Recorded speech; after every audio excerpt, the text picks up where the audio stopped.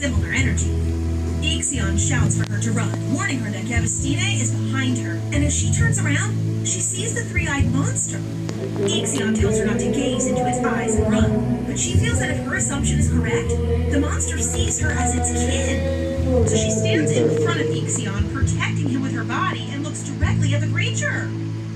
Ixion awakens Elsia, revealing that they are at the Gavestine's lair.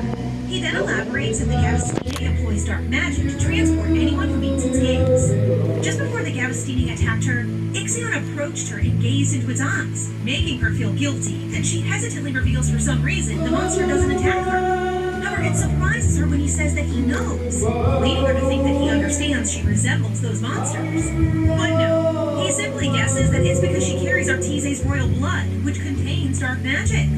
This leads her to pause and think that perhaps he should have walked away from her, but he makes it clear that he doesn't want to jeopardize her safety if he's mistaken, causing her to believe that he is still unaware that she could become a monster. How about you think of something else, lady? Like, maybe he cares because he likes you or something? He then urges her to hurry because time moves 3 times faster in Monster World, which causes her to fear, assuming that her transformation will also happen 3 times faster.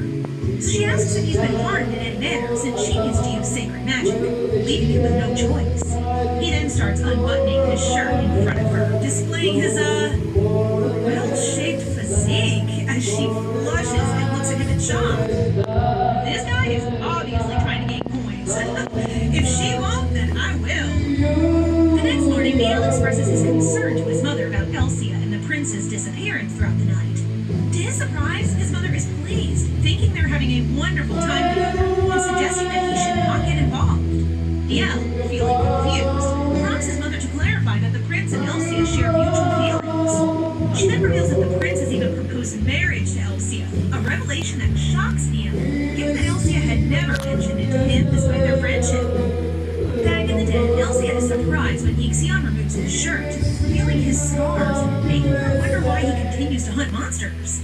He then stresses that, as a prince, he has to confront the monsters to safeguard others. And although he might not be able to assist his people politically, this is his way of ensuring their safety. He further states that eliminating monsters is simpler than taking down enemy soldiers. After healing his wounds, Ixion swiftly thanks her and takes her hand as they walk the dark passage. While walking, he tells her that she must have wanted to forget all that happened at their palace. But she surprises him by stating that she doesn't, as they are all part of her and that she will do everything to maintain her identity wherever she goes. Elsia goes on to say that she's not ashamed of her past, giving him the impression that she's better than him.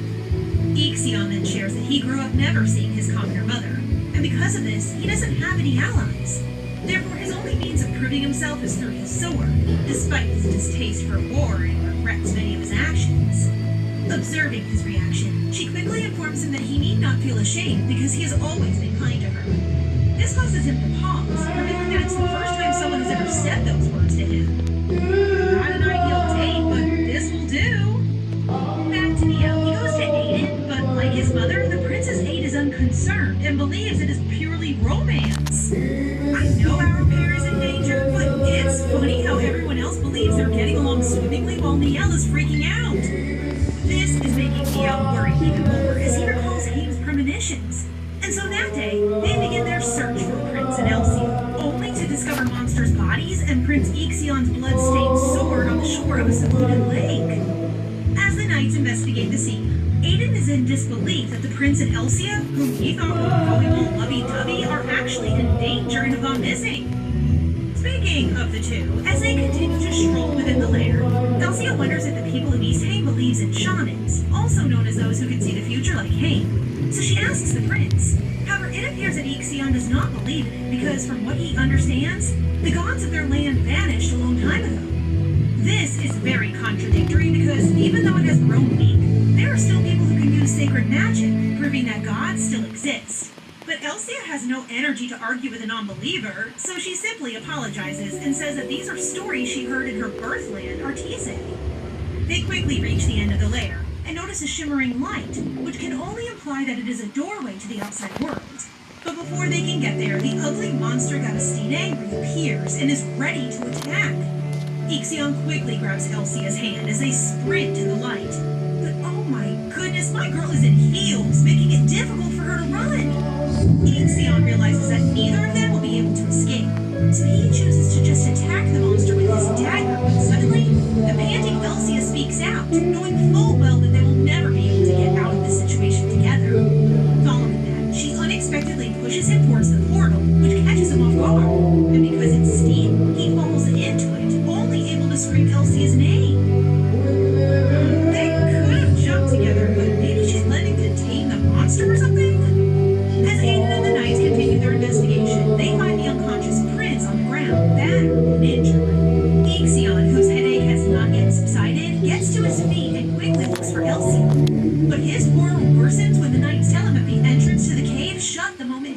up. Aiden remains unclear as to what happened to the prince, so he explains that they were inside Gavistine's den, and Elsia is still there. Aiden is terrified to hear this because the area is a home for monsters, but he realizes that it is already hopeless, so he proposes returning to the Avigny estate to report Elsia's death. But the prince stops, insisting that Elsia is alive.